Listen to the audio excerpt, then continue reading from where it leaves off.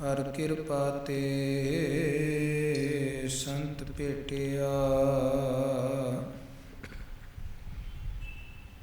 ਨਾਨਕ ਮਨ ਪਰਗਾਸ।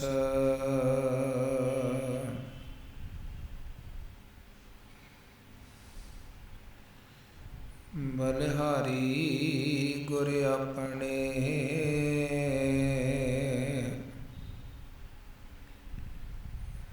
ਦਿਹਾੜੀ ਸਦਵਾਰ।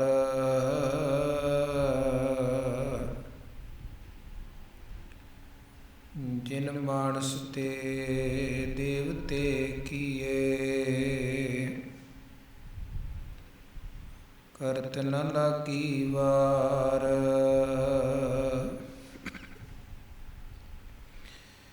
ਜਿਨ ਮਾਨਸ ਤੇ ਦੇਵਤੇ ਕੀਏ,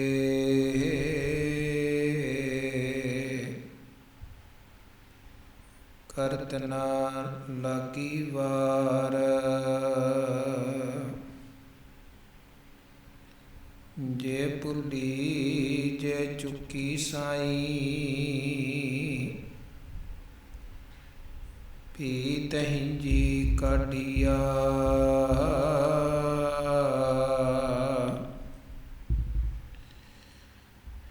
ਜਿਨਾ ਨੇਹ ਦੁਜਾਣੇ ਲੱਗਾ, ਚੋਰ ਮਰੋਂ ਸੇ ਵਾਢੀਆ।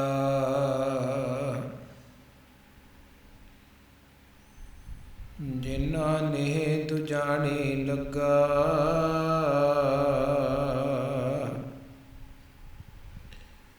ਚੋਰ ਮਰੋਂ ਸੇ ਵਾਢੀਆ। ਹਉ ਨ ਛੋਡੋ ਕੰਤ ਪਾਸਰਾ, ਸਦਾ ਰੰਗੀਲਾ ਲਾਲ ਪਿਆਰਾ। ਇਹੋ ਮਹਿੰਜਾ ਆਸਰਾ, ਹਉ ਨ ਛੋਡੋ ਕੰਤ ਪਾਸਰਾ, ਸਦਾ ਰੰਗੀਲਾ ਲਾਲ ਪਿਆਰਾ। ਇਹੋ ਮਹਿੰਜਾ ਆਸਰਾ, ਤੈਂਡੀ ਬੰਦਸ਼ ਮੈਂ ਕੋਈ ਨਾ ਡਿਠਾ। ਤੂੰ ਨਾਨਕ ਮਨ ਭਾਣਾ,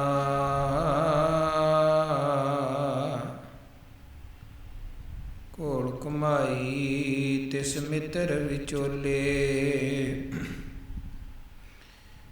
ਜਹ ਮਿਲ ਕੰਤ ਪਛਾਣਾ, ਘੋਲ ਘੁਮਾਈ ਤਿਸ ਮਿੱਤਰ ਵਿਚੋਲੇ। ਜਹ ਮਿਲ ਕੰਤ ਪਛਾਣਾ, ਤੇਰੇ ਕਵਨ ਕਵਨ ਗੁਣ ਕਹਿ ਗਾਵਾਂ। ਤੂੰ ਸਾਹਿਬ ਗੁਣੀ ਨਿਧਾਨਾ, ਤੁਮਰੀ ਮਹਿਮਾ ਬਰਨ ਨ ਸਕੂੰ। ਤੂੰ ਠਾਕੁਰ ਊਚ ਭਗਵਾਨਾ, ਤੁਮਰੀ ਮਹਿਮਾ ਬਰਨ ਨ ਸਕੂੰ। ਤੂੰ ਠਾਕੁਰ ਊਚ ਭਗਵਾਨਾ।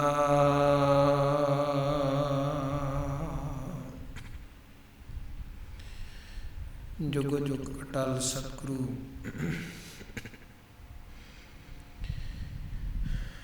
ਗੁਰਗੱਦੀ ਤੇ ਸੁਭਾਇਮਾਨ ਗਰੀਬ ਨਵਾਜ ਦਸਾਂ ਪਾਤਸ਼ਾਹੀਆਂ ਦੀ ਜੋਤ ਸਤਿਗੁਰੂ ਗੁਰੂ ਗ੍ਰੰਥ ਸਾਹਿਬ ਜੀ ਮਹਾਰਾਜ ਜੀ ਦੀ ਪਾਵਨ ਔਰ ਪਵਿੱਤਰ ਮੁਬਾਰਕ ਅੰਮ੍ਰਿਤਮਈ ਹਜ਼ੂਰੀ ਵਿਖੇ ਜੁੜ ਬੈਠੀ ਗੁਰੂ ਰੂਪ ਸਾਧ ਸੰਗਤ, ਗੁਰੂ ਸਾਹਿਬ ਜੀ ਦੀਆਂ ਬੇਅੰਤ ਬੇਅੰਤ ਰਹਿਮਤਾਂ ਬਖਸ਼ਿਸ਼ਾਂ ਹੋਈਆਂ ਹਨ। ਗੁਰੂ ਦਰਬਾਰ ਵਿਖੇ ਜੁੜ ਮਿਲ ਬੈਠਣ ਦਾ ਸੁਭਾਗ ਸਮਾਂ ਮਿਲਿਆ ਔਰ ਗੁਰੂ ਦਰਬਾਰ ਦਾ ਆਨੰਦ ਮਾਣਦੇ ਹੋਏ ਗੁਰੂ ਘਰ ਦੇ ਸਾਜੇ ਨਿਵਾਜੇ ਸਨਮਾਨ ਸਤਿਕਾਰਯੋਗ ਕੀਰਤਨੀਆਂ ਪਾਸੋਂ ਇਲਾਹੀ ਔਰ ਪਾਵਨ ਪਵਿੱਤਰ ਬਾਣੀ ਦੇ ਕੀਰਤਨ ਦਾ ਆਨੰਦ ਆਪ ਜੀ ਨੇ ਮਾਣਿਆ ਹੈ। ਕੀਰਤਨ ਤੋਂ ਉਪਰੰਤ ਆਓ ਗੁਰਬਾਣੀ ਵਿਚਾਰ ਦੇ ਨਾਲ ਜੁੜੀਏ। ਸ਼੍ਰੋਮਣੀ ਭਗਤ ਕਬੀਰ ਸਾਹਿਬ ਜੀ ਦੀ ਪਾਵਨ ਔਰ ਪਵਿੱਤਰ ਰਸਨਾ ਤੋਂ ਉਚਾਰਨ ਕੀਤੇ ਹੋਏ ਅੰਮ੍ਰਿਤਮਈ ਸ਼ਲੋਕ ਨਿਤਾ ਪ੍ਰਤੀ ਵਿਚਾਰ ਸਹਿਤ ਆਪ ਜੀ ਸ਼ਰਵਣ ਕਰਦੇ ਹੋ ਔਰ ਵਿਚਾਰ ਦੀ ਇਸ ਲੜੀ ਅਧੀਨ ਹੁਣ ਤੱਕ ਭਗਤ ਕਬੀਰ ਜੀ ਦੀ ਪਾਵਨ ਰਸਨਾ ਤੋਂ ਉਚਾਰਨ ਕੀਤੇ ਹੋਏ 169 ਸ਼ਲੋਕਾਂ ਤੱਕ ਦੀ ਵਿਚਾਰ ਆਪ ਜੀ ਸ਼ਰਵਣ ਕਰ ਚੁੱਕੇ ਹੋ ਔਰ ਅਗਲੇ ਸ਼ਲੋਕ ਮਿੱਥੇ ਹੋਏ ਸਮੇਂ ਮੁਤਾਬਕ ਆਪਾਂ ਵਿਚਾਰਾਂਗੇ। ਕੱਲ ਜਿੱਥੋਂ ਅਸੀਂ ਵਿਚਾਰ ਨੂੰ ਸੰਕੋਚਿਆ ਸੀ, ਭਗਤ ਕਬੀਰ ਸਾਹਿਬ ਜੀ ਨੇ ਉਹ 2 ਸ਼ਲੋਕ ਉਹਨਾਂ ਰਾਹੀਂ ਇਹ ਸਮਝਾਇਆ ਕਿ ਜਿਹੜਾ ਮਨੁੱਖ ਦਾਅਵੇਦਾਰੀਆਂ ਕਰਦਾ ਹੈ ਉਹ ਮਨੁੱਖ ਮਾਨੋ ਸੜ ਰਿਹਾ ਹੈ, ਖਿਝ ਰਿਹਾ ਹੈ, ਕਿਉਂਕਿ ਕਈ ਤਰ੍ਹਾਂ ਦੇ ਉੱਚੇ ਨੀਵੇਂ ਕਰਮ ਕਰਕੇ ਪਦਾਰਥ ਵਿਹਾਜੇ, ਧਨ ਦੌਲਤ ਸੰਪਦਾ ਬਣਾਈ। ਹੁਣ ਜਾਂ ਚੀਜ਼ਾਂ ਨੂੰ ਸੰਭਾਲਣ ਕਰਕੇ ਜਾਂ ਚੀਜ਼ਾਂ ਨੂੰ ਹੋਰ ਅੱਗੇ ਵਧਾਉਣ ਕਰਕੇ ਕਈ ਤਰ੍ਹਾਂ ਦੀ ਖਿਝ ਵੀ ਉਹਦੇ ਮਨ 'ਚ ਬਣੀ ਰਹਿੰਦੀ ਹੈ ਔਰ ਲੋਭ ਲਾਲਚ ਵੀ ਇੰਨਾ ਵੱਧ ਜਾਂਦਾ ਹੈ ਕਿ ਜਿਵੇਂ ਜਿਵੇਂ ਪਦਾਰਥ ਵੱਧਦੇ ਨੇ ਤਿਵੇਂ ਤਿਵੇਂ ਤ੍ਰਿਸ਼ਨਾ ਦੀ ਅੱਗ ਵੱਧਦੀ ਜਾਂਦੀ ਹੈ ਔਰ ਫਿਰ ਬੰਦਾ ਦੂਜਿਆਂ ਦੇ ਅੱਗੇ ਹੱਥ ਵੀ ਬੜੇ ਅੱਡਦਾ ਹੈ ਕਿਉਂਕਿ ਲਾਲਸਾਵਾਂ ਵੱਧ ਗਈਆਂ ਨੇ। ਔਰ ਜਾਂ ਦੂਜੇ ਨੰਬਰ 'ਤੇ ਕਈ ਪ੍ਰਕਾਰ ਦੇ ਪਾਪ ਕਮਾਏ ਨੇ ਔਰ ਕਰ ਅਨਰਥ ਵਿਹਾਜੀ ਮਾਇਆ, ਜਦੋਂ ਬਹੁਤੇ ਅਨਰਥ ਕਰਕੇ ਪਾਪ ਕਰਕੇ ਮਾਇਆ ਵਿਹਾਜੀ ਹੈ ਤੇ ਹੁਣ ਮਨ ਅੰਦਰ ਭੈ ਬਣਿਆ ਰਹਿੰਦਾ ਹੈ, ਮਨ ਅੰਦਰ ਡਰ ਬਣਿਆ। ਕਈ ਕਿਸਮ ਦੇ ਡਰ ਹਨ ਤੇ ਉਹਨਾਂ ਡਰਾਂ ਤੋਂ ਬਚਣ ਦੇ ਲਈ ਇਹ ਕਈਆਂ ਅੱਗੇ ਹੱਥ ਜੋੜਦਾ ਤਰਲੇ ਕਰਦਾ ਹੈ।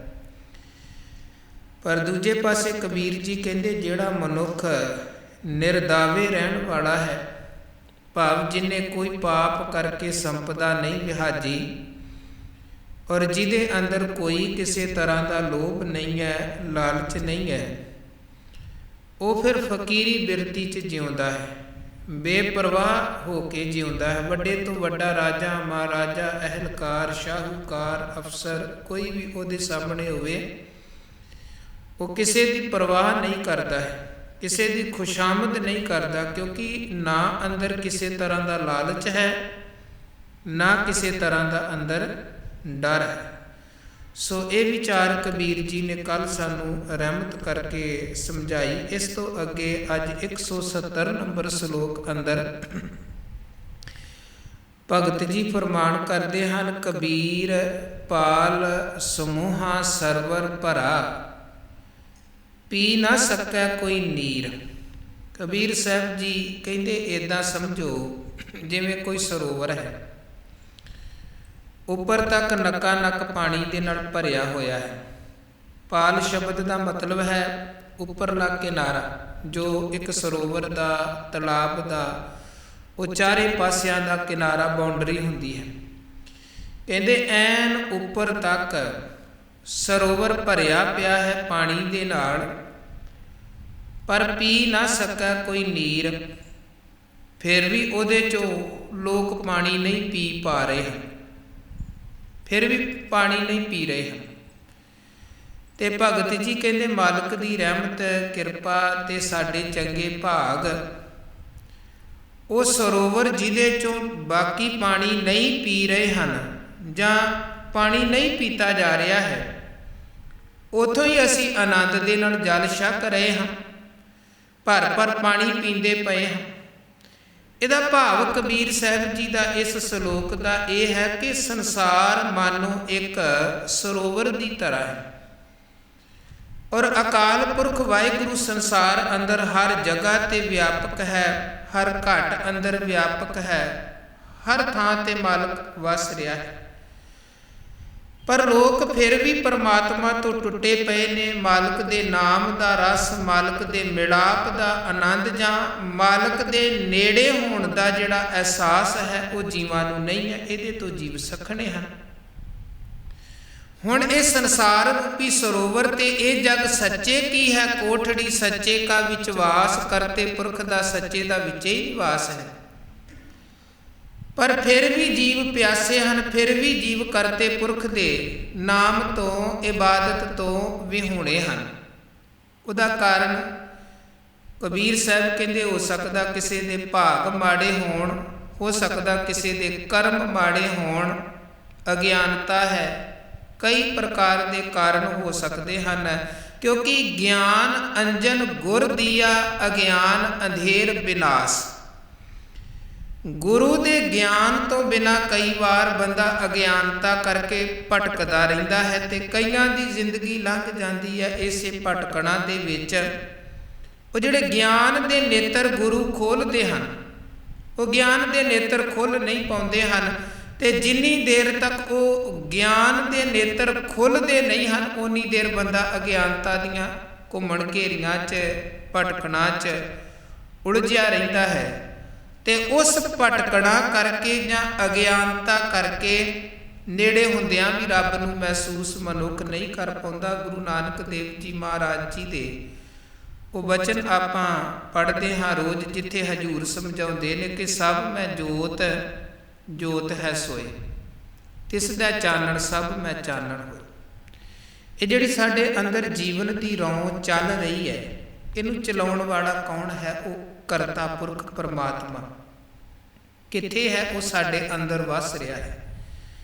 ਗੁਰੂ ਮਹਾਰਾਜ ਨੇ ਬਾਣੀ 'ਚ ਬੜਾ ਵਿਸ਼ਾਲ ਨਜ਼ਰੀਆ ਸਾਡੇ ਸਾਹਮਣੇ ਰੱਖਦੇ ਕਿਹਾ ਕਿ ਸੋ ਅੰਤਰ ਸੋ ਬਾਹਰ ਅਨੰਤ, ਘਟ ਘਟ ਵਿਆਪ ਰਹਿਆ ਭਗਵੰਤ। ਇਹ ਸ਼ਬਦ ਸਭ ਮੈਂ ਜੋਤ, ਜੋਤ ਹੈ ਸੋਏ, ਇਹ ਮਹਾਰਾਜ ਸੱਚੇ ਪਾਤਸ਼ਾਹ ਜੀ ਨੇ ਜਗਨਨਾਥਪੁਰੀ ਉਚਾਰਨ ਕੀਤਾ ਸੀ ਪੰਡਤਾਂ ਨੂੰ ਸੱਚੀ ਆਰਤੀ ਦਾ ਉਪਦੇਸ਼ ਦਿੰਦਿਆਂ। ਉਹ ਸੱਚੀ ਆਰਤੀ ਦੇ ਉਪਦੇਸ਼ ਦੇ ਪਿੱਛੇ ਗੁਰੂ ਨਾਨਕ ਮਹਾਰਾਜ ਜੀ ਦਾ ਜਿਹੜਾ ਮੁੱਖ ਆਸ਼ਾ ਸੀ ਇਹ ਸੀ ਕਿ ਕੇਵਲ ਇੱਕ ਮੂਰਤੀ ਨੂੰ ਹੀ ਜਗਤ ਦਾ ਨਾਥ ਸਮਝਣਾ ਇੱਕ ਭੁਲੇਖਾ ਹੈ।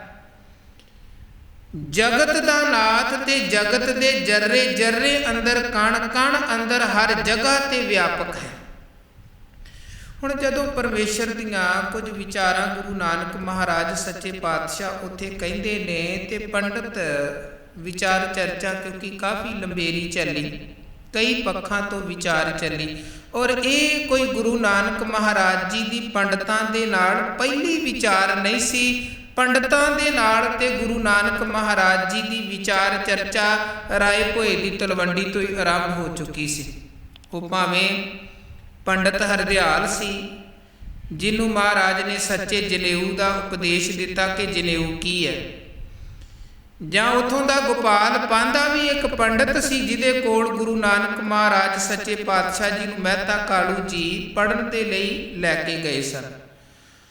ਉਦੋਂ ਬਾਅਦ ਮਹਾਰਾਜ ਸੱਚੇ ਪਾਤਸ਼ਾਹ ਜੀ ਜਦੋਂ ਉਦਾਸੀਆਂ ਤੇ ਚੱਲੇ ਨੇ ਜਗਨਨਾਥਪੁਰੀ ਪੂਰਬ ਵਾਲੇ ਪਾਸੇ, ਉਦੋਂ ਪਹਿਲਾਂ ਤੇ ਮਹਾਰਾਜ ਕੁਰਸ਼ੇਤਰ ਵੀ ਪੰਡਤਾਂ ਦੇ ਨਾਲ ਵਿਚਾਰ ਕਰ ਚੁੱਕੇ ਸਨ, ਪਿਹੋਵੇ ਵੀ ਪੰਡਤਾਂ ਦੇ ਨਾਲ ਵਿਚਾਰ ਕਰ ਚੁੱਕੇ ਸਨ।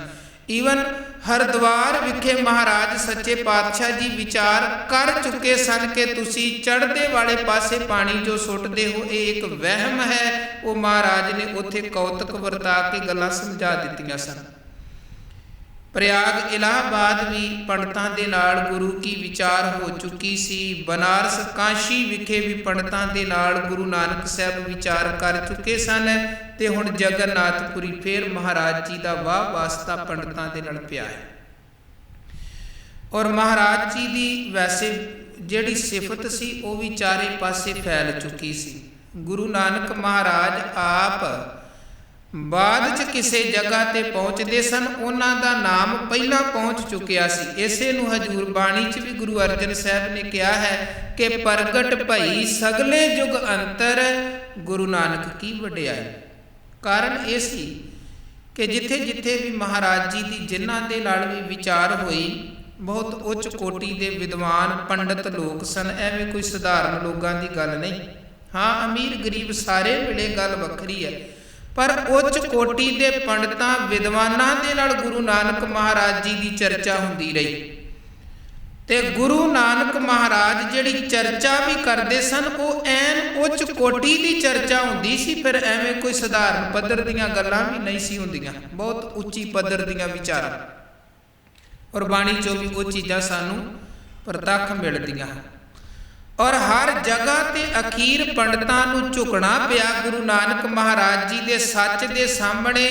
ਉਹਨਾਂ ਦੇ ਵਹਿਮ ਭਰਮ ਪਖੰਡ ਕਰਮ ਕਾਂਡ ਬਹੁਤੀ ਦੇਰ ਤੱਕ ਟਿਕ ਨਹੀਂ ਸਕੇ। ਗੱਲ ਵੇਖੋ, ਮੰਨਣਾ ਨਾ ਮੰਨਣਾ ਇੱਕ ਗੱਲ ਵੱਖਰੀ ਹੁੰਦੀ ਹੈ, ਪਰ ਇੱਕ ਚੀਜ਼ ਨੂੰ ਕਬੂਲ ਕਰ ਲੈਣਾ ਕਿ ਹਾਂ ਜੋ ਮੈਂ ਕਰ ਰਿਹਾ ਹਾਂ ਉਹ ਗਲਤ ਹੈ, ਇਹ ਇੱਕ ਵੱਖਰੀ ਗੱਲ ਹੈ। ਕਈ ਵਾਰ ਬੰਦਾ ਗਲਤ ਜਾਣਦਿਆਂ ਹੋਇਆਂ ਵੀ ਗਲਤ ਨੂੰ ਛੱਡ ਨਹੀਂ ਪਾਉਂਦਾ ਹੈ। ਕਈ ਵਾਰ ਗਲਤ ਜਾਣਦਿਆਂ ਹੋਇਆਂ ਵੀ ਗਲਤ ਨੂੰ ਛੱਡ ਨਹੀਂ ਪਾਉਂਦਾ ਤੇ ਸਹੀ ਜਾਣਦਿਆਂ ਹੋਇਆਂ ਵੀ ਸਹੀ ਕਰ ਨਹੀਂ ਪਾਉਂਦਾ, ਕਿਉਂਕਿ ਕਈ ਪ੍ਰਕਾਰ ਦੀਆਂ ਮਜਬੂਰੀਆਂ ਬੰਦੇ ਨੂੰ ਹੋਰ ਵੀ ਆਣ ਘੇਰਦੀਆਂ ਹਨ। ਕਈ ਤਰ੍ਹਾਂ ਦੀਆਂ ਮਜਬੂਰੀਆਂ ਹੁੰਦੀਆਂ ਹਨ ਤੇ ਪੰਡਤਾਂ ਦੇ ਸਾਹਮਣੇ ਵੀ ਕਈ ਪ੍ਰਕਾਰ ਦੀਆਂ ਮਜਬੂਰੀਆਂ ਸਨ, ਜਾਂ ਉਹਨਾਂ ਦੇ ਨਿੱਜੀ ਸਵਾਰਥ ਵੀ ਕਈ ਚੀਜ਼ਾਂ ਤੇ ਟਿਕੇ ਹੋਏ ਸਨ। ਪਰ ਉਹ ਮੰਨਦੇ ਸਨ ਕਿ ਗੁਰੂ ਨਾਨਕ ਬਾਬਾ ਜੀ ਜੋ ਤੁਸੀਂ ਕਿਹਾ ਹੈ ਵਾਕਿਆ ਗੱਲਾਂ ਤੁਹਾਡੀਆਂ ਬਿਲਕੁਲ ਸਹੀ ਨੇ। ਔਰ ਕੇਵਲ ਪੰਡਤਾਂ ਹੀ ਨਹੀਂ ਕਿਹਾ, ਜੇ ਹਜ਼ੂਰ ਸੱਚੇ ਪਾਤਸ਼ਾਹ ਜੀ ਦੀ ਵਿਚਾਰ ਜੋਗੀਆਂ ਸਿੱਧਾਂ ਦੇ ਨਾਲ ਹੋਈ ਤੇ ਉਹਨਾਂ ਨੂੰ ਵੀ ਹੱਥ ਜੋੜ ਕਹਿਣਾ ਪਿਆ, ਸਿੱਧ ਬੋਲਣ ਸ਼ੁਭ ਬਚਨ ਧਨ ਨਾਨਕ ਤੇਰੀ ਵੱਡੀ ਕਮਾਈ। ਗੁਰੂ ਨਾਨਕ ਮਹਾਰਾਜ ਜੀ ਦੀ ਵਿਚਾਰ ਜੇ ਕਾਜ਼ੀਆਂ ਦੇ ਨਾਲ ਹੋਈ, ਇਸਲਾਮ ਧਰਮ ਦੇ ਪੀਰਾਂ ਫਕੀਰਾਂ ਦੇ ਨਾਲ ਹੋਈ ਤੇ ਦਸਤਗੀਰ ਵਰਗੇ ਪੀਰਾਂ ਨੇ ਵੀ ਗੁਰੂ ਨਾਨਕ ਮਹਾਰਾਜ ਜੀ ਦੇ ਸਾਹਮਣੇ ਹੱਥ ਜੋੜ ਲਏ ਕਿ ਤੁਹਾਡੇ ਅੱਗੇ ਸਾਡਾ ਸਿਜਦਾ ਹੈ। ਸੋ ਜਦੋਂ ਵੱਡੇ ਵੱਡੇ ਉੱਚੇ ਵਿਦਵਾਨ ਲੋਕ ਵੀ ਗੁਰੂ ਨਾਨਕ ਜੀ ਦੇ ਸਾਹਮਣੇ ਹੱਥ ਜੋੜ ਕੇ ਝੁਕੇ ਨੇ ਤੇ ਸੁਭਾਵਿਕ ਗੱਲ ਸੀ ਗੁਰੂ ਨਾਨਕ ਜੀ ਦਾ ਨਾਮਣਾ, ਉਹਨਾਂ ਦੀ ਵਡਿਆਈ ਚਾਰੇ ਪਾਸੇ ਫੈਲ ਜਾਣੀ।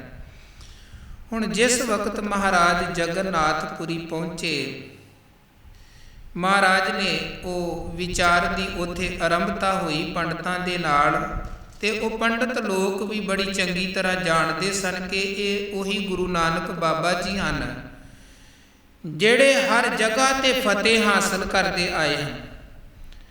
ਔਰ ਇਹਨਾਂ ਪੰਡਤਾਂ ਦੇ ਮਨ ਦੀ ਇੱਕ ਇਹ ਇੱਛਾ ਸੀ ਕਿ ਗੁਰੂ ਨਾਨਕ ਸਾਹਿਬ ਜੀ ਦੇ ਸਾਹਮਣੇ ਬਨਾਰਸ ਦੇ ਪੰਡਤ ਵੀ ਹੱਥ ਜੋੜ ਲਏ, ਇਲਾਹਾਬਾਦ ਦੇ ਔਰ ਹਰਿਦੁਆਰ ਦੇ ਕੁਰਸ਼ੇਤਰ ਦੇ ਪਿਹੋਵੇ ਦੇ ਸਾਰੇ ਪੰਡਤ ਝੁਕੇ ਹਨ।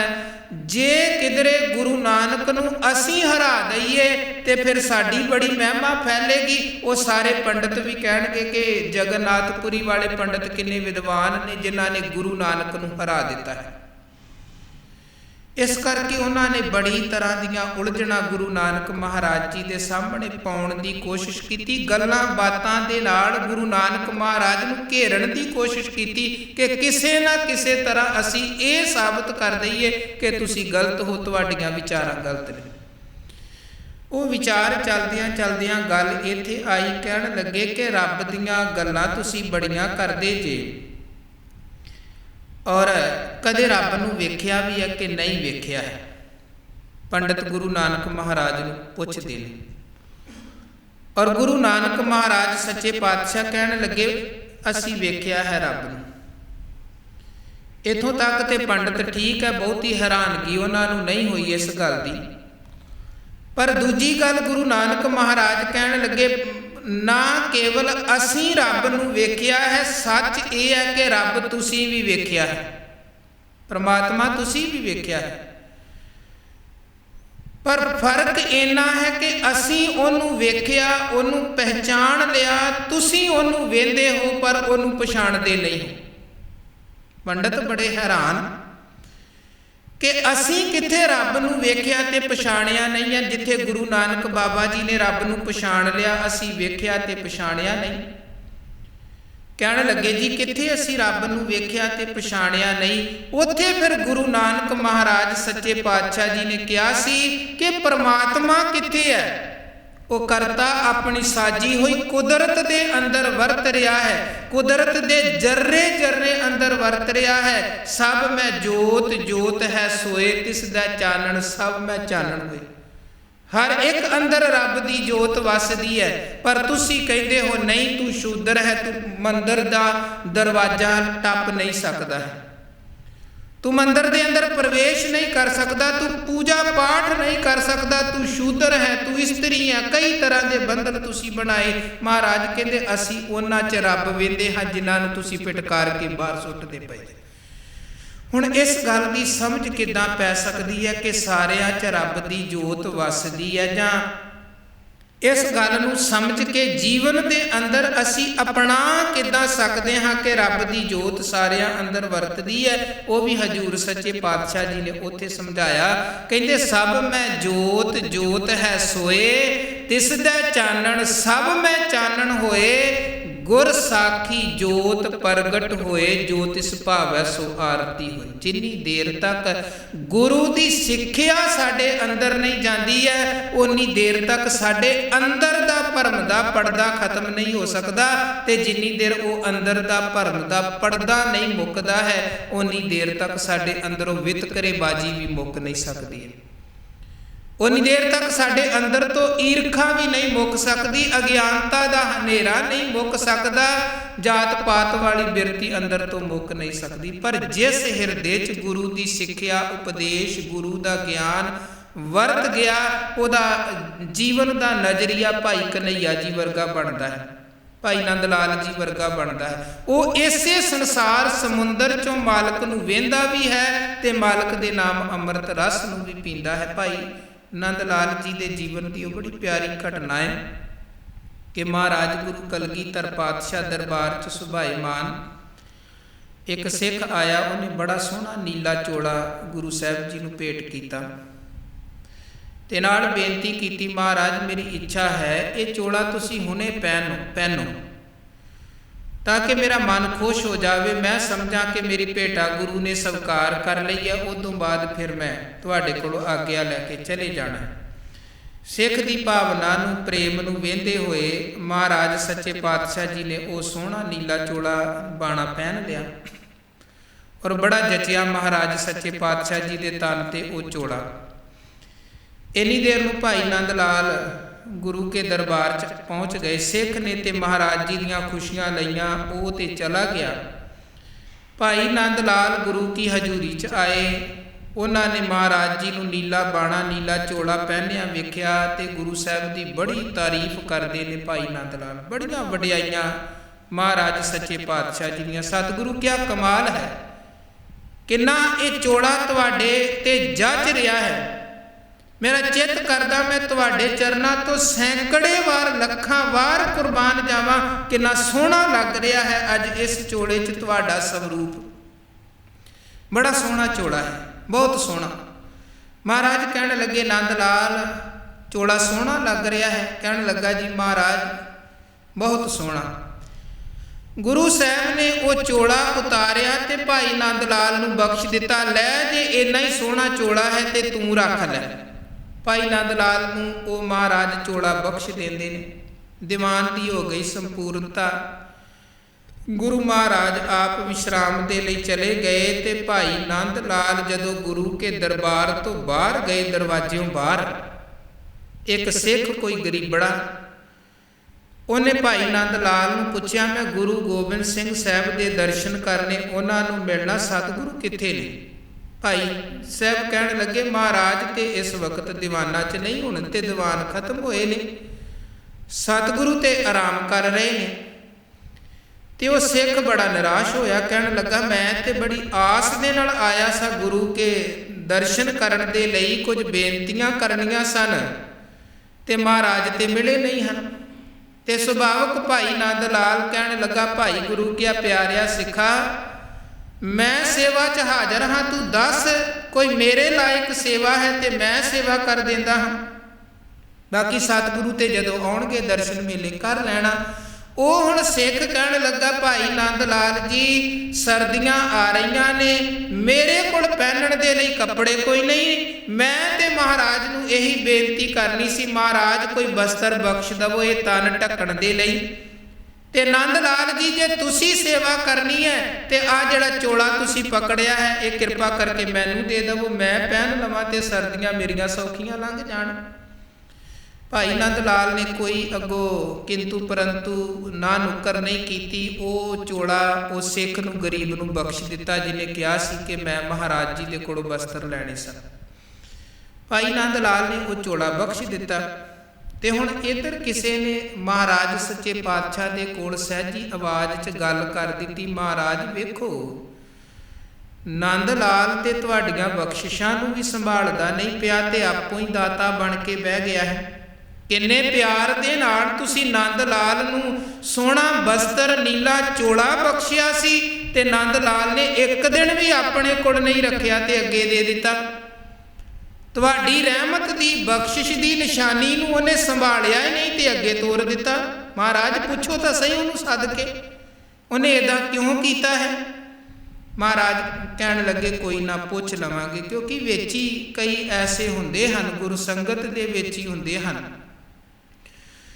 ਜਿਹਨੂੰ ਮਹਾਰਾਜ ਬਾਣੀ 'ਚ ਕਹਿੰਦੇ ਜਿਸ ਅੰਦਰ ਚੁਗਲੀ ਚੁਗਲੋ ਵੱਜੈ, ਜਿਹਦੀ ਇਹ ਚੁਗਲੀ ਵਾਲੀ ਬਿਰਤੀ ਹੋਵੇ।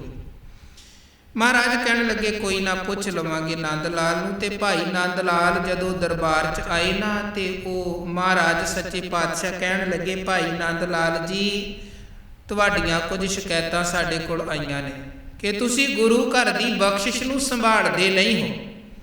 ਇੱਧਰੋਂ ਤੁਹਾਨੂੰ ਕੋਈ ਚੀਜ਼ ਦਿੱਤੀ ਜਾਂਦੀ ਹੈ ਤੁਸੀਂ ਅੱਗੇ ਤੋਰ ਦਿੰਦੇ ਹੋ, ਅੱਗੇ ਕਿਸੇ ਹੋਰ ਨੂੰ ਦੇ ਦਿੰਦੇ ਹੋ।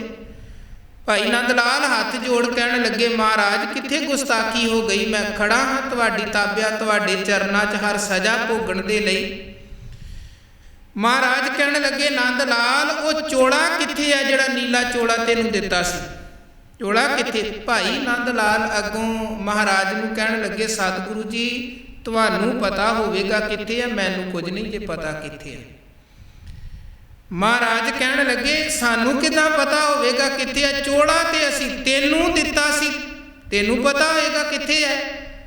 ਤੇ ਭਾਈ ਨੰਦ ਲਾਲ ਕਹਿਣ ਲੱਗੇ ਮਹਾਰਾਜ ਮੈਂ ਕਦੋਂ ਮੁੱਕਰਿਆ ਹਾਂ ਕਿ ਤੁਸੀਂ ਚੋਲਾ ਮੈਨੂੰ ਨਹੀਂ ਸੀ ਦਿੱਤਾ। ਮਹਾਰਾਜ ਮੈਂ ਕਦੋਂ ਮੁੱਕਰਦਾ ਕਿ ਚੋਲਾ ਤੁਸੀਂ ਮੈਨੂੰ ਨਹੀਂ ਦਿੱਤਾ। ਪਰ ਮਹਾਰਾਜ ਵੇਖੋ ਦਰਬਾਰ 'ਚ ਬਹਿ ਕੇ ਸਿੰਘਾਸਨਾਂ ਤੇ ਬਹਿ ਕੇ ਚੋਲਾ ਤੁਸੀਂ ਨੰਦ ਲਾਲ ਨੂੰ ਬਖਸ਼ਿਆ ਤੇ ਬਾਹਰ ਇੱਕ ਸਿੱਖ ਦੇ ਰਾਹੀਂ ਚੋਲਾ ਤੁਸੀਂ ਵਾਪਸ ਮੰਗ ਲਿਆ। ਨੰਦ ਲਾਲ ਤੇ ਬਸ ਇੱਥੋਂ ਲੈ ਕੇ ਤੇ ਚੋਲੇ ਨੂੰ ਉੱਥੋਂ ਹੀ ਤੱਕ ਲੈ ਕੇ ਗਿਆ ਸੀ, ਅੱਗੇ ਚੋਲੇ ਦਾ ਕੋਈ ਪਤਾ ਨਹੀਂ ਜੀ। ਹੁਣ ਇਹ ਵੇਖੋ ਇੱਕ ਬਿਰਤੀ, ਸਿੱਖ ਨਹੀਂ ਲੱਗ ਰਿਹਾ ਹੈ। ਭਾਈ ਨੰਦ ਲਾਲ ਜਿਹੜੇ ਬਚਨ ਕਰਦੇ ਨੇ ਨਾ, ਰੂਹ ਦਰ ਹਰ ਜਿਸਮ ਗੁਰੂ ਗੋਬਿੰਦ ਸਿੰਘ, ਨੂਰ ਦਰ ਹਰ ਚਸ਼ਮ ਗੁਰੂ ਗੋਬਿੰਦ ਸਿੰਘ। ਹਰ ਸਿੱਖ ਚੋਂ ਕਹਿੰਦੇ ਹਰ ਸਿੱਖ ਦੇ ਸਰੀਰ ਚੋਂ ਮੈਨੂੰ ਇੱਦਾਂ ਲੱਗਦਾ ਮੇਰੇ ਗੁਰੂ ਕਲਗੀਆਂ ਵਾਲੇ ਦੀ ਰੂਹ ਇਹਦੇ ਅੰਦਰ ਵਰਤ ਰਹੀ ਹੈ। ਹਰ ਸਿੱਖ ਦੇ ਅੰਦਰ ਮੈਨੂੰ ਇੱਦਾਂ ਲੱਗਦਾ ਇਹਦੀਆਂ ਅੱਖਾਂ ਦੇ ਵਿੱਚ ਗੁਰੂ ਕਾ ਨੂਰ ਵਰਤ ਰਿਹਾ। ਤੇ ਹਰ ਸਿੱਖ ਦੇ ਬੋਲਾਂ ਚੋਂ ਮੈਨੂੰ ਇੱਦਾਂ ਲੱਗਦਾ ਸਿੱਖ ਨਹੀਂ ਬੋਲ ਰਿਹਾ, ਸਿੱਖ ਦੇ ਅੰਦਰ ਬੈਠਾ ਗੁਰੂ ਬੋਲ ਰਿਹਾ ਹੈ।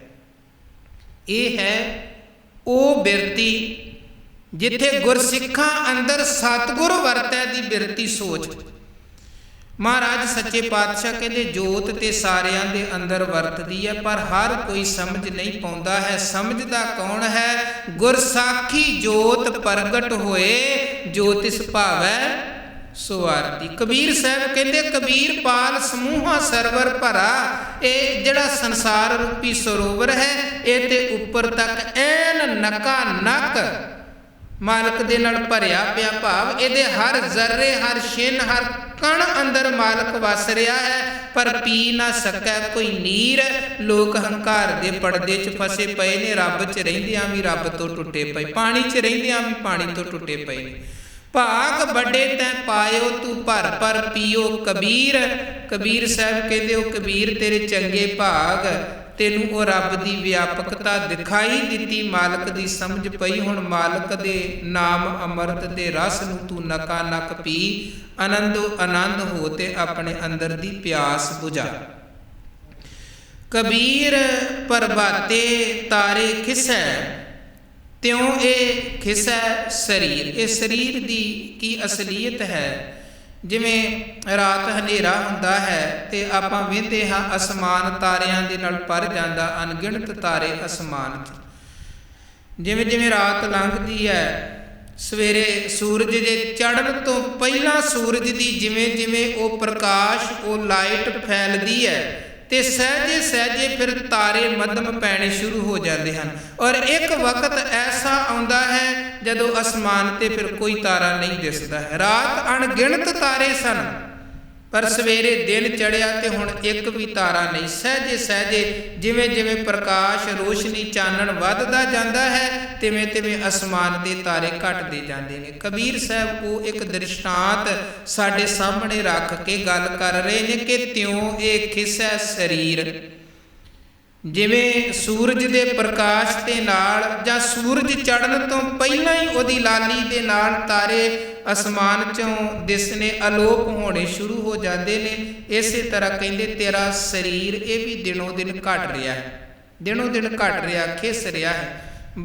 ਜਵਾਨੀ ਤੋਂ ਜਿਵੇਂ ਜਿਵੇਂ ਅਗਲੇ ਪੜਾਅ ਵਾਲੇ ਪਾਸੇ ਨੂੰ ਜੀਵ ਤੁਰਦਾ ਜਾਂਦਾ ਹੈ, ਤਿਵੇਂ ਤਿਵੇਂ ਇਹ ਸਰੀਰ, ਇਹ ਕਾਇਆ ਛਿਜਦੀ ਜਾਂਦੀ ਹੈ। ਅੱਖਾਂ ਅੰਦਰ ਉਹ ਤਾਕਤ ਨਹੀਂ ਰਹਿੰਦੀ ਜਿਹੜੀ ਜਵਾਨੀ ਵੇਲੇ ਸੀ, ਕੰਨਾਂ 'ਚ ਉਹ ਤਾਕਤ ਨਹੀਂ ਰਹਿੰਦੀ, ਜ਼ੁਬਾਨ 'ਚ ਉਹ ਤਾਕਤ, ਹੱਥਾਂ ਪੈਰਾਂ 'ਚ ਉਹ, ਬਲਕਿ ਸਮੁੱਚੇ ਸਰੀਰ ਅੰਦਰ, ਸਮੁੱਚੇ ਸਰੀਰ ਅੰਦਰ।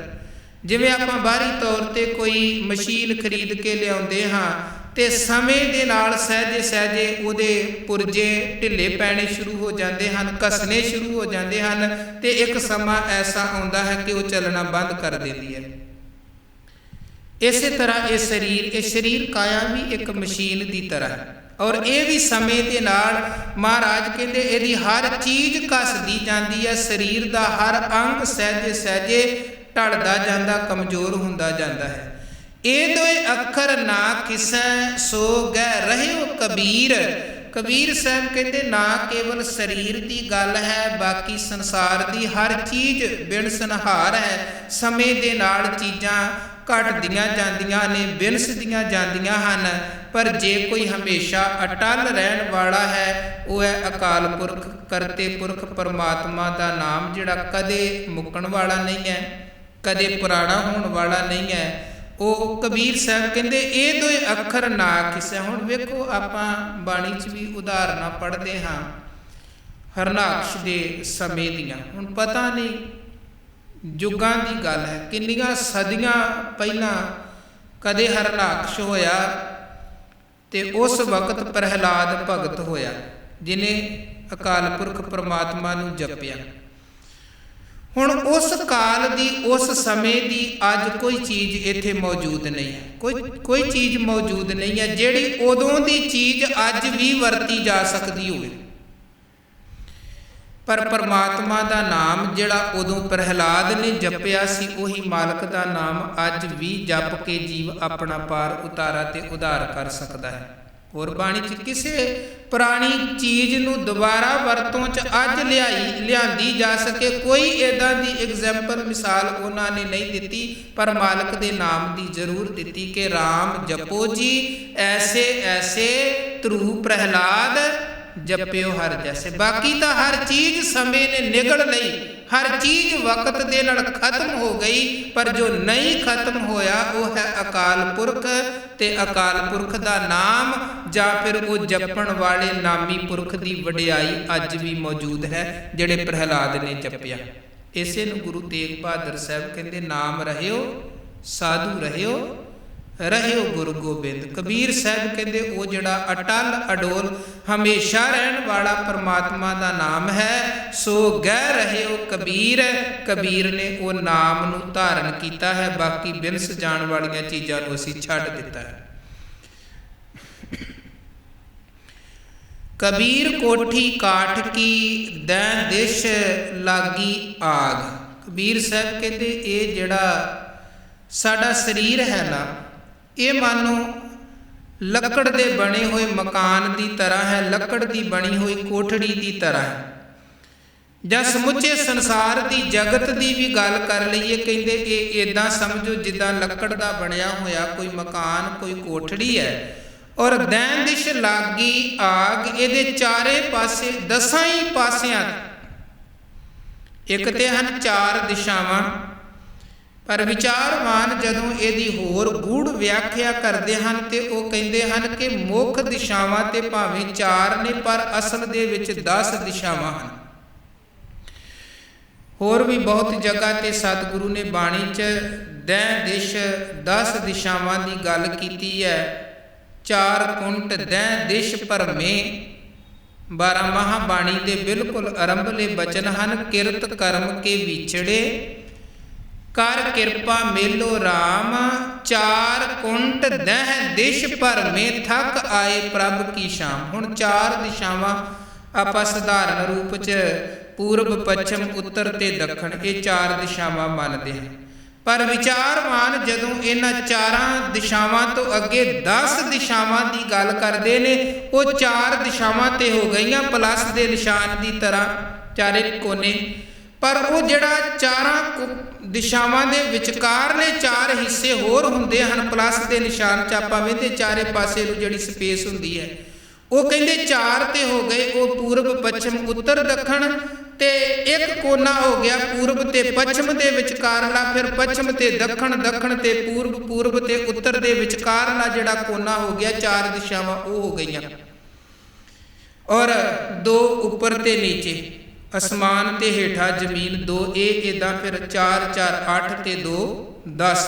ਕਬੀਰ ਸਾਹਿਬ ਕਹਿੰਦੇ ਇਹ ਜਿਹੜੀ ਕਾਠ ਦੀ ਕੋਠੀ ਹੈ, ਇਹਦੇ 10 ਹੀ ਪਾਸਿਆਂ ਤੋਂ ਵਿਕਾਰਾਂ ਦੀ ਲੱਗੀ ਹੋਈ ਹੈ ਅੱਗ, ਤੇ ਹੁਣ ਉਸ ਅੱਗ ਦੇ ਵਿੱਚ ਸੜਦੇ ਕੌਣ ਨੇ ਤੇ ਬਚਦੇ ਕੌਣ ਹਨ?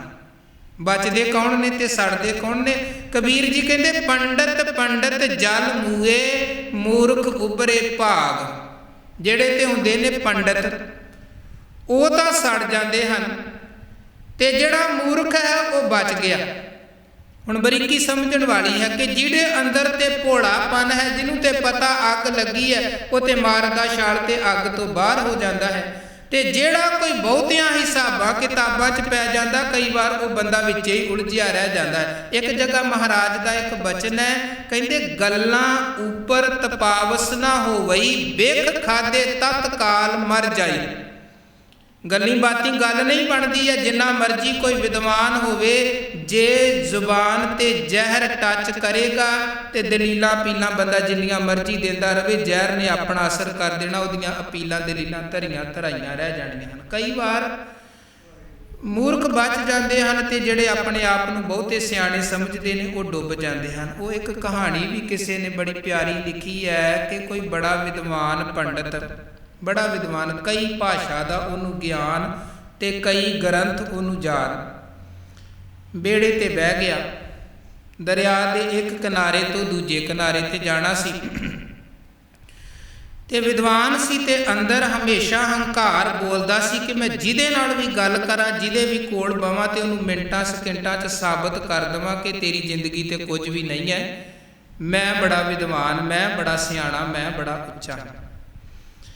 ਉਹ ਹੁਣ ਬੈਠਾ, ਗੱਲਾਂ ਬਾਤਾਂ ਜਦੋਂ ਸ਼ੁਰੂ ਹੋਈਆਂ, ਉਹਨੇ ਪੰਡਤ ਨੇ ਆਪੇ ਹੀ ਗੱਲ ਸ਼ੁਰੂ ਕਰ ਦਿੱਤੀ। ਹੁਣ ਉਹ ਗਰੀਬ ਵਿਚਾਰਾ ਮਲਾਹ ਸੀ ਤੇ ਲੋਕਾਂ ਨੂੰ ਪਾਰ ਲੰਘਾਉਣਾ ਉਹੀ ਉਹਦੀ ਕਿਰਤ ਸੀ, ਗੁਜ਼ਾਰਾ ਚੱਲਦਾ ਸੀ। ਇਹ ਪੰਡਤ ਕਹਿਣ ਲੱਗਾ ਉਸ ਮਲਾਹ ਨੂੰ, ਤੈਨੂੰ ਸੰਸਕ੍ਰਿਤ ਭਾਸ਼ਾ ਆਉਂਦੀ ਹੈ?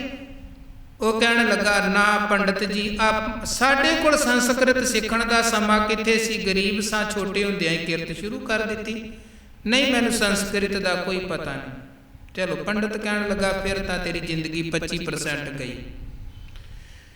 ਹੁਣ ਪੰਡਤ ਦੇ ਅੰਦਰ ਦਾ ਹੰਕਾਰ ਫੇਰ ਬੋਲਿਆ, ਕਹਿਣ ਲੱਗਾ ਬ੍ਰਿਜ ਭਾਸ਼ਾ ਆਉਂਦੀ ਹੈ? ਉਹ ਕਹਿਣ ਲੱਗਾ ਨਾ ਪੰਡਤ ਜੀ ਕਿੱਥੇ ਆਉਂਦੀ ਹੈ, ਬ੍ਰਿਜ ਭਾਸ਼ਾ ਕਿੰਨੇ ਸਿੱਖਣੀ ਹੈ? ਪੰਡਤ ਕਹਿਣ ਲੱਗਾ ਫਿਰ ਤਾਂ ਤੇਰਾ 50% ਜੀਵਨ ਗਿਆ। ਉਹ ਵਿਚਾਰਾ ਚੁੱਪ ਰਿਹਾ, ਕੀ ਕਹਿਣਾ ਸੀ। ਥੋੜੀ ਕੁ ਹੋਰ ਅੱਗੇ ਗਏ, ਦਰਿਆ ਦੇ ਵਿਚਕਾਰ ਗਏ ਤੇ ਪੰਡਤ ਕਹਿਣ ਲੱਗਾ ਹਿੰਦੀ ਭਾਸ਼ਾ ਆਉਂਦੀ ਹੈ? ਕਹਿਣ ਲੱਗਾ ਨਾ ਜੀ, ਉਹ ਵੀ ਮੈਨੂੰ ਕੋਈ ਜ਼ਿਆਦਾ ਨਹੀਂ, ਬਸ ਆ ਮਾੜ ਮੋਟ ਬੋਲ ਲਈਦਾ, ਇਦੋਂ ਜ਼ਿਆਦਾ ਕੁਝ ਨਹੀਂ ਪਤਾ। ਪੰਡਤ ਕਹਿਣ ਲੱਗਾ ਫਿਰ ਤਾਂ ਤੇਰਾ 75% ਜੀਵਨ ਗਿਆ। ਇੰਨੀ ਦੇਰ ਨੂੰ ਦੂਜੇ ਪਾਸੇ ਸਮੁੰਦਰ ਦੀਆਂ ਛੱਲਾਂ ਆਉਂਦੀਆਂ ਪਈਆਂ ਨੇ। ਉਹ ਹੁਣ ਵਿਚਾਰਾ ਮਲਾਹ ਕਹਿਣ ਲੱਗਾ ਪੰਡਤ ਜੀ ਤੈਰਨਾ ਆਉਂਦਾ ਹੈ ਕਿ ਨਹੀਂ ਆਉਂਦਾ? ਕਹਿਣ ਲੱਗਾ ਨਹੀਂ। ਫਿਰ ਕਹਿੰਦਾ ਸਿੱਖ ਲਵੋ ਸੰਸਕ੍ਰਿਤ, ਬ੍ਰਿਜ ਤੇ ਹਿੰਦੀ, ਮੈਂ ਤੇ ਲੱਗਾ ਜੇ ਤੈਰ ਕੇ ਪਾਰ ਲੰਘਣ ਤੇ ਤੁਹਾਡੀ ਜ਼ਿੰਦਗੀ 100% ਹੀ ਗਈ ਜੀ। ਹੁਣ ਇਹ ਕਿਤਾਬੀ ਗਿਆਨ ਹੋਣਾ ਇੱਕ ਵੱਖਰੀ ਗੱਲ ਹੈ। ਕਈ ਵਾਰ ਇੱਦਾਂ ਦੀਆਂ ਮੁਸੀਬਤਾਂ ਬਣਦੀਆਂ ਨੇ ਕਿ ਉਦੋਂ ਗੱਲਾਂ ਕਿਤਾਬੀ ਗਿਆਨ ਦੀਆਂ ਨਹੀਂ ਹੁੰਦੀਆਂ ਨੇ, ਪ੍ਰੈਕਟੀਕਲ ਚੀਜ਼ਾਂ ਕਿੰਨੀਆਂ ਕੁ ਆਉਂਦੀਆਂ ਹਨ। ਗੱਲ ਉਹਦੀ ਹੁੰਦੀ ਜਿਵੇਂ ਕੋਈ ਤੈਰਨ ਤੇ ਨਦੀ ਦੇ ਤੈਰਨ ਤੇ PhD ਵੀ ਕਰ ਲਵੇ ਤੇ ਕਦੀ ਨਦੀ ਦੇ ਵਿੱਚ ਪਾਣੀ ਦੇ ਵਿੱਚ ਉਤਰ ਕੇ ਤੈਰਨਾ ਸਿੱਖਿਆ ਹੀ ਨਾ ਹੋਵੇ ਤੇ ਉਹਨੂੰ ਇਕੱਲਾ ਗਿਆਨ ਪਾਰ ਨਹੀਂ ਲੰਘਾ ਸਕਦਾ। ਜੇ ਥਿਊਰੀ ਦੇ ਨਾਲ ਪ੍ਰੈਕਟੀਕਲ ਨਹੀਂ ਹੈ ਤੇ ਇਕੱਲੀ ਥਿਊਰੀ ਦੇ ਨਾਲ ਗੱਲ ਨਹੀਂ ਬਣ ਸਕਦੀ। ਇਸੇ ਨੂੰ ਕਬੀਰ ਸਾਹਿਬ ਕਹਿੰਦੇ ਕਈ ਵਾਰ ਉਹ ਪੰਡਤ ਲੋਕ ਆਪਣੀ ਵਿਦਵਤਾ ਦੇ ਭੁਲੇਖੇ ਰਹਿ ਜਾਂਦੇ ਹਨ ਕਿ ਅਸੀਂ ਤਾਂ ਜੀ ਮੁਕਾਬਲਾ ਕਰ ਲਵਾਂਗੇ ਆਪਣੇ ਗਿਆਨ ਦੇ ਸਹਾਰੇ, ਕਾਮ ਦੇ ਨਾਲ, ਕ੍ਰੋਧ ਦੇ ਨਾਲ, ਲੋਭ ਦੇ ਨਾਲ, ਮੋਹ ਦੇ ਨਾਲ, ਹੰਕਾਰ ਦੇ ਨਾਲ। ਤੇ ਸਾਹਮਣੇ ਹੰਕਾਰ ਦੇ ਨਾਲ ਬੰਦਾ ਆਉਂਦਾ ਹੋਏ ਭਰਿਆ, ਇਹ ਅੱਗੋਂ ਕਵੇ ਨਾ ਮੇਰੇ ਕੋਲ ਬੜਾ ਗਿਆਨ ਹੈ, ਮੈਂ ਹੰਕਾਰੀ ਦੇ ਹੰਕਾਰ ਨੂੰ ਆਪਣੇ ਗਿਆਨ ਦੇ ਨਾਲ ਸ਼ਾਂਤ ਕਰ ਦੇਵਾਂਗਾ, ਕ੍ਰੋਧੀ ਦੇ ਕ੍ਰੋਧ ਨੂੰ ਆਪਣੇ ਗਿਆਨ ਦੇ ਨਾਲ ਸ਼ਾਂਤ ਕਰ ਦੇਵਾਂਗਾ। ਉਹ ਕ੍ਰੋਧ ਫਿਰ ਅਪੀਲਾਂ ਦਲੀਲਾਂ ਸੁਣਨ ਨਹੀਂ ਦਿੰਦਾ, ਕ੍ਰੋਧੀ ਨੇ ਤੇ ਹਮਲਾ ਕਰ ਹੀ ਦੇਣਾ।